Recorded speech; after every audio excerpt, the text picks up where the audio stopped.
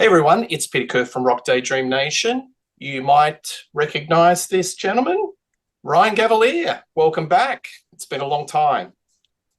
How you Yeah, it's been? good to. I'm doing well. How about you? Good, good. No, good to have you back on the channel. Yeah, Today we are going to do a special on Nile Rodgers and the band that he formed in 1972 called Chic. So we are going to select five of our favorite Nile Rodgers moments. It could be either Chic the band or it could be Nile Rodgers in respect of all the various music he has produced over the last 40 years or so. So Ryan, from 5 to 1, I'll hit it with you. What's your first pick as a Nile Rodgers Chic song? so my number five track, um, is actually the opening track of the very first Chic album, "Dance, Dance, Dance, Yowza, Yowza." This is just a classic disco type track. A great opening riff with the bass. I love all the yowza yowzas throughout it and stuff. It's just a weird, quirky song. It's pretty long too. I think it's, gosh, at least like 6 minutes or something like that. Maybe Yep. even a little bit. It's just a great like kind of club type of song to dance to. It's got some cool horn arrangements and stuff. Um, Definitely some guitar too, good harmonies, some great some great backing vocals on this one. They all like kind of trade off the vocals. Like at some points you have female vocals, some more male vocals depending on what parts in the song. It's just a very very catchy song. I've always been a fan of it. Um, and it's a great way to start off their first album. I mean, Yeah, shows that. absolutely. You know, like you and I, like we are involved with the Contrarians. A lot of the music that we sort of talk about is like prog rock, heavy metal, or hard rock. But I can tell you there are so many of our sort of peers love Chic and Nile Rodgers, Oh namely yeah. because of Nile Rodgers. He like his guitar style, and we'll talk about that in a moment. Bernard Edwards is just an absolute beast on the bass. Those bass lines are just to die for. And Tony Thompson, shit. I mean, he was in Live Aid. He was in the back line behind Led Zeppelin, all that, you know, attempt at Led Zeppelin. But his drumming has been sampled in hip hop, and he's like the extraordinary drummer. He's got that John Bonham, that big booming sound. So as a band, a lot of people may say, oh, hey, why is it on Daydream Nation? It's a disco band. Man, I tell you, there's so much musical smarts and so many tasty musical bits in Chic. It's, a lot of people that like hard rock and heavy metal, you'd love it. So I think that's a great start. That's a really good start, and really picks up on the sound of Chic. So my number five is a little bit more obscure. They had a comeback album called Chicism and came out in 1992. And it Mhm. was basically Nile Rodgers and Bernard Edwards that were running it. You had two different lead vocalists, Silver Logan Sharp and Jen Thomas. And the song is In It to Win It. So I don't know. In 1992, Ryan, there was a lot of music that was kind of house music that was very popular, with the very much electronic drums, a lot of piano, keyboard, Frankie Knuckles. It was sort of like a lot of house music out of that Chicago scene. And I think Chic were picking up on that, but they still had their trademark sound with the bass and, the Nile Rodgers with that really sharp Chuck approach with the guitar. So Mhm. that's my number five, In It to Win It, off the Chicism album. So if you haven't heard it, do yourself a favor, check that out. It's a killer's track. Oh, definitely. All right, what's your next one? So my number four, so this isn't a Chic song, it's one that Nile produced, 1986, I believe. Band's Duran Duran song is Skin Trade. I've always really, really dug this song.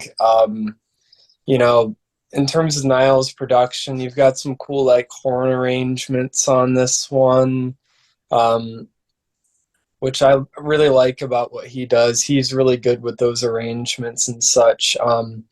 But I really like the synthesizers on this one. It's a good, catchy synth riff. That don't, don't. It's kind of got like a bouncy quality to it. Yep. I feel like, and I love the vocals on this one. Really great falsetto vocals on here. I feel like Duran Duran was kind of going for a little bit more of like a, at times, R&B feel on this album. Maybe a bit Prince. Yeah, definitely. And like, you could definitely hear it with like the falsetto in his vocals and stuff. And I Yep. just feel like this is a really, really well produced song. Um, I know the album isn't really like a fan favorite of a lot of Duran Duran fans, but I've always enjoyed it, especially this track. And I feel like Niles was a good fit for producer for the band. I think he brought something cool to them that they didn't really have before. This is a very, I think it's kind of adult modern pop sort of sound to it. I love this song. And they had a different guitarist. They had Warren Cucciolio, who used to be in Missing Persons, and he was there for a period of time. Maybe I may be wrong. I'll check that out. But I love the different rhythms on this album. It explores as kind of sonically. It's a much wider landscape to the previous Duran Duran. The other song that I really like is the title track. I love Notorious. That's a little bit of an ass shaker and really, really funky. So they're definitely getting their R&B and funk out on this album and trying to, I guess, separate themselves from that teeny bopper era image of Planet Earth and all those earlier albums. So no, that's Yeah, a great pick. thank My you. next one is off their Risque album of 1979, and it's My Forbidden Lover. So this Nice. hit the UK top 20. It's been sampled by the Black Eyed Peas off Fashion Beats. And this really shows the Chic sound with the chop chord style of playing, the chucking, where he's fingering the chords in the left hand and he's just got the right hand playing continuously. Ryan, I saw Nile Rodgers about 6 weeks ago in Sydney, and with Chic, the reconstituted Chic, and he just plays chuck guitar the whole way through, but it's just magic. And he's like the band leader, and I think the really important things with Chic is three elements.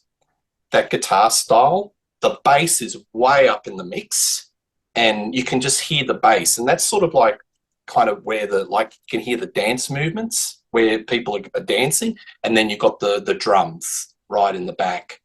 And that defines the Chic sound all the way through. But he just nothing flashy. He just does that one style all the way through, and he kind of sort of propelled that sort of style of guitar playing. You being a guitarist, would you agree with that?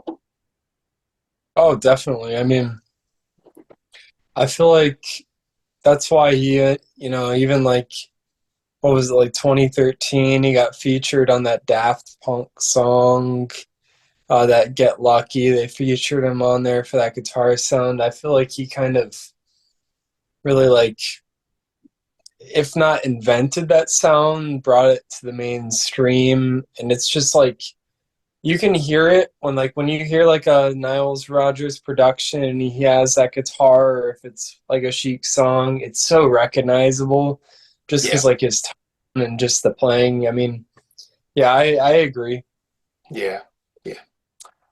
All right. What's your next pick? So my next one, he wasn't the sole producer on it, but he did produce it with David Bowie, for the album Let's Dance. I'm talking about Modern Love. This song's one that's always really resonated with me. Um, I feel like in terms of the songs I'm talking about today, It's probably the least Niles Rodgers sounding song, but the fact that he still produced it made it valid for me on this list just because like I feel like I've been a big Bowie fan since I was a kid. When Bowie passed away, this was one of the songs that really resonated with me a lot. Mm. I feel like this album, which Niles helped Bowie produce, I feel like there was a kind of immediacy that got brought to the music that wasn't quite there in the past with Bowie. I mean, he always had it, but I feel like Niles kind of helped him really like polish it up, get it like this. I feel like this kind of feels like to me sort of like other than maybe like Young Americans, I feel like this feels like the first like really mainstream Bowie album. And I feel Yeah. like Niles kind of helped him bring it to that.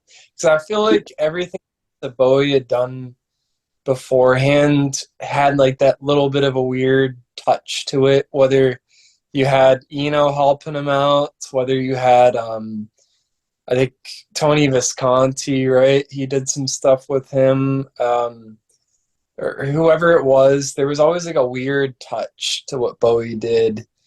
And I feel like this album, while it still has moments of that, it really does feel like the tightened up version. And I feel like that's largely in part Niles because he's just a pop genius. And I'll be talking about that in the future too. But I just feel like the song's catchy. It's to the point, great piano sound, just cool vocal use of the vocals, whether it's like Bowie in his like lower register when he's singing stuff, good backing vocals and stuff. I just feel like it's a very well produced song. Yeah, great. Well, I think you're spot on because I think this album was the commercial breakthrough. It's my favorite song on the album. I'm obsessed with this song. I love the lyrics, getting me to the church on time, modern love. I love it. The sax Yeah. break, that little scratchy guitar at the start. And you know what I love about this album, Ryan? Stevie Ray Vaughan. I love it. Mm-hmm. There's like that little, I get a shiver up my spine, but those little moments where Stevie Ray Vaughan does these little guitar bits throughout the album, it created a legend. That planted the seed into America and pop culture of who the hell is this guitarist? I mean, the tonality. I mean, if you're going to have a guitarist that plays on a song, it's got to break through the speakers. And Stevie Ray Vaughan, his playing was just fantastic. So, yeah, I agree with everything you said. Nile Rodgers is the package and was able to package Bowie to make it sort of more immediate to Middle America or America per se, and was his biggest hit. So there you go. Definitely. All right. Next song I am going to pick is "I Want Your Love." This is off CS Chic in 1978. Bernard Edwards. It's a masterclass in bass. That's where all the dance steps are, folks. You just listen to the bass. Rodgers with his chop guitar prevails all the way. And this song was originally written apparently for Sister Sledge and a follow-up to La Freak. But I'm glad that Chic kept the song for themselves and played it. And I love the string and horn arrangements. I love that 70s disco funk where they have real strings and real horn arrangements, not that synth stabs that you hear in the 80s. So you can imagine they're in the studio and they've actually got real musicians, they've properly scored it, and it's a real production. And that's what I love about this band. So that's my pick. I Want Your Love. That's a great one. That whole album's actually like awesome. I love it. Yeah. And I mean, those are masterpieces. Yeah. I'll be talking to Chic though in a little bit here. But my number two today is actually Madonna, Like a Virgin. I feel like this song is actually what turned me on to Nile Rodgers. Like, I knew about Chic, but in terms of Nile Rodgers, the producer, this is what kind of like turned me on to him, because I remember when I first heard this song, I was just so blown away by the production on it, that like synth bass, that dum dum dum dum dum dum dum dum Mm. dum, like all the little synth stabs and stuff, all the great guitar tone on it, just how how brilliant like all the transitions throughout the song are and stuff. I just, for a while, this was like one of my favorite songs, just because I feel like it kind of opened up the floodgates of being interested in that, like that 80s production sound for me. And I feel like I remember hearing a quote from, I think it was Niles who said it, but I guess Madonna came to him, and like when they were kind of talking about if he was going to produce the album or not, and she said, I'll only let you produce this album if you say my songs are good. And he said, your songs aren't good yet, but I can make them good. And like, and that he did. I mean, I think Madonna is actually pretty talented too, but I think it's a funny quote. Um, Yeah, but she was quite not short of telling people where she wanted to go in those early days. So she had a vision right from the start. She was definitely no wave singer, and yeah, those early albums, I love them. It's perfect pop. Funny story that Niles said in the live about that, because he played Like a Virgin. He said that he originally wanted Material Girl as the first single off the album, and Madonna said, "No way, it's going to be Like a Virgin." And the rest is history. I think that was the right choice, as to have the lead singer, not Material Girl. So I think Like a Virgin has probably lasted a lot longer song-wise than Material Girl. I don't know. I think it's a much better song in my Yeah, opinion. I mean, I feel like Material Girl has a lot more going on production wise, but I think in terms of the song itself, Like a Virgin's more timeless. I mean, it was like yes. groundbreaking. I mean, I I would say that myself personally, I like that first Madonna album better than I like a Virgin, but what Niles did for the album, I think he added a lot to it Yeah, for the second. yeah, absolutely. All right. Well, we're getting to the business end. Final two. So I'm going to pick my number two as Le Freak. This is probably their biggest hit, Ryan. We know the story. So apparently, Grace Jones had arranged for the guys in Chic to go into Studio 54, but the message didn't go through to the doorman. So they tried to get into the club, and they got refused.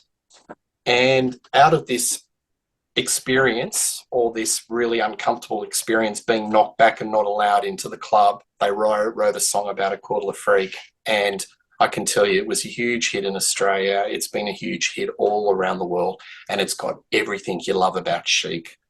You know, the springy guitar, the wonderful bass lines, and that, not just the call and response singing, and the drums. It's a masterpiece in that genre. So not much Mhm. more I can say. Le Freak. What's your number one? All right. Yeah, so yeah, The Freak is my number one. I feel like I thought about having Good Times on this list because I do love that song a lot. And I mean, there's a lot of good ones by this band, Saboteur, or whatever it's called. I'm not great at French. Soup for One and stuff like that. Like, there's a lot of cool tracks by this band. I Want Your Love, like, Mm, but I feel like for me, Le Freak is the track. Like, I feel like like you said, everything that you think of with Chic, that guitar sound, just like that, just a song that makes you want to dance. I feel like this one gets me going more than anything. Um, we have this one Chic CD at the record store I work at. It's just the greatest hits.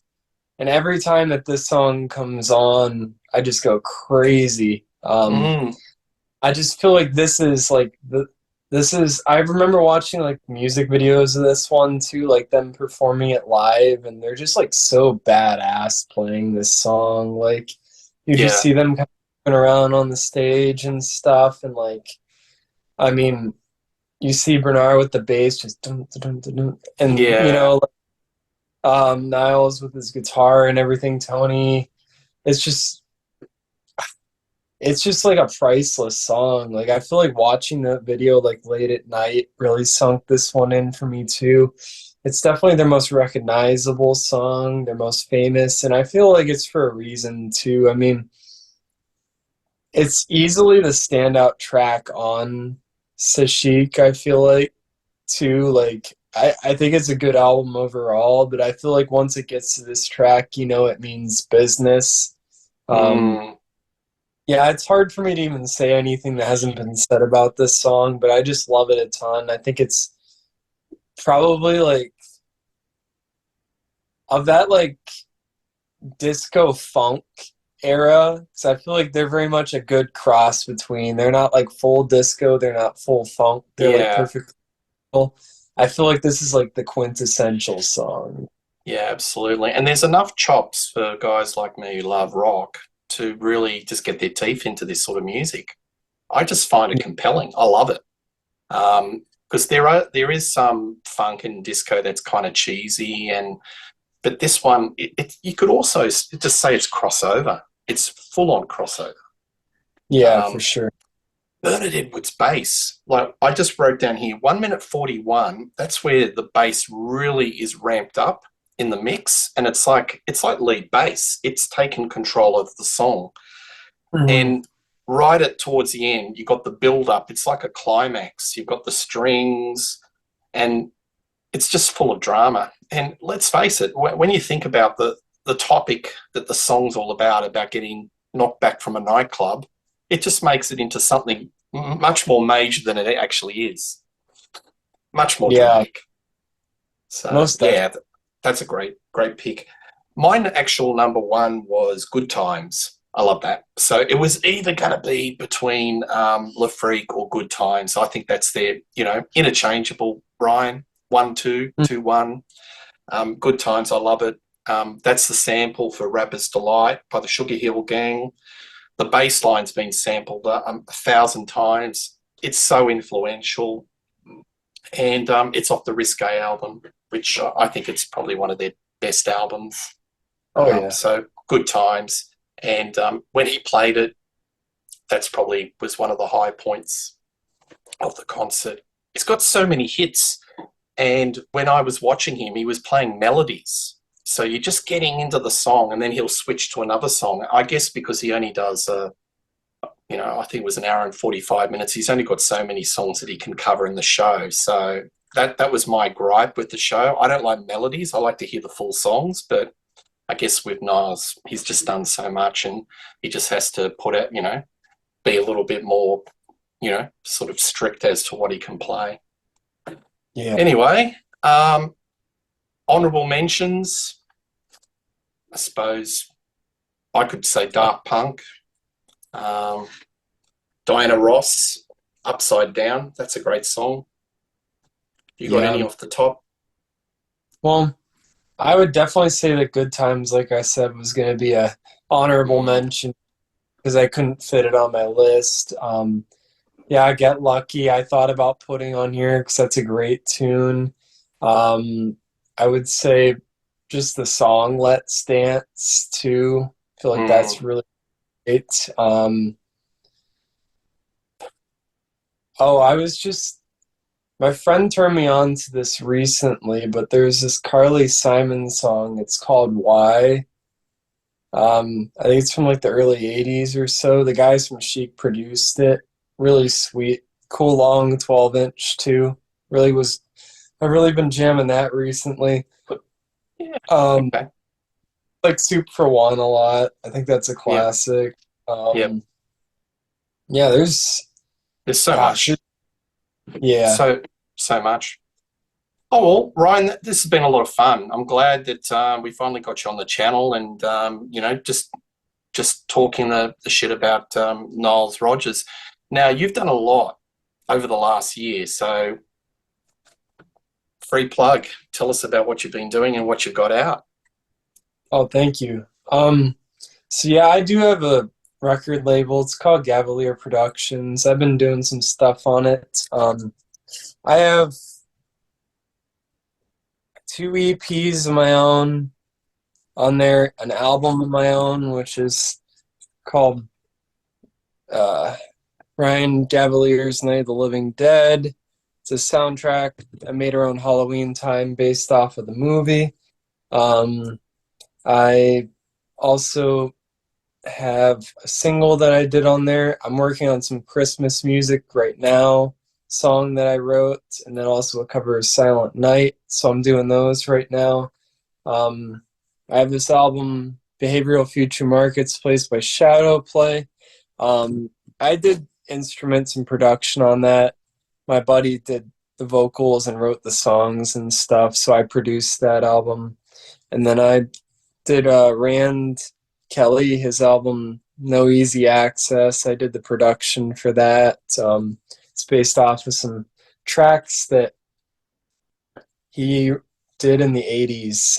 Kind of put them together, mixed them, mastered them, and put it into a cohesive album. And there's more to come too. I'm doing some work with Rand right now, and like I said, I'm doing some solo stuff and just really honing my craft, trying to switch gears a little bit musically from what I've done in the past. I've increasingly been going a bit more into like complex compositions and stuff, so we'll see Excellent. where things go. I appreciate you let me do a plug and stuff. And No, no, not a problem. And what I'll do is I'll put the links, folks, to where you can get this or where you can get in touch with Ryan. And yeah, look, Ryan, super talented, a lot of stuff. And I think 2024 will probably be even bigger year for you, Ryan. I'm sure there's a lot more material coming out. But oh, once again, it's great to see you after such a long time, and hopefully we can get you back to a few more shows. I think we're yeah, at one stage we're going to do Hall and Oates. Maybe still down to do get that. you back, and we could do that again. You know, Sure. considering they're in the news. Yes. All No, right, I'm please. Sorry, I'm what are you going happy to to say? be on anytime. Thanks for having me on again. Yeah, not a problem. Please like and subscribe to Rock Daydream Nation. Click on the bell.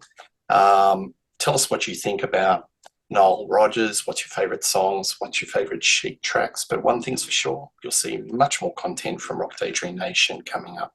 Cheers. See ya.